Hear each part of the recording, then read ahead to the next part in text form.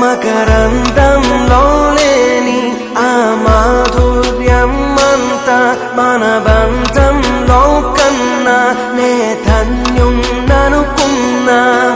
గుండెల్లో చెమ్మే కళ్ళల్లో చిమ్మే పండంటి జన్మే రాశాడు బ్రహ్మే. ఎవరేమి అంటున్నా ఎవరేమి చేస్తున్నా అనుబంధమే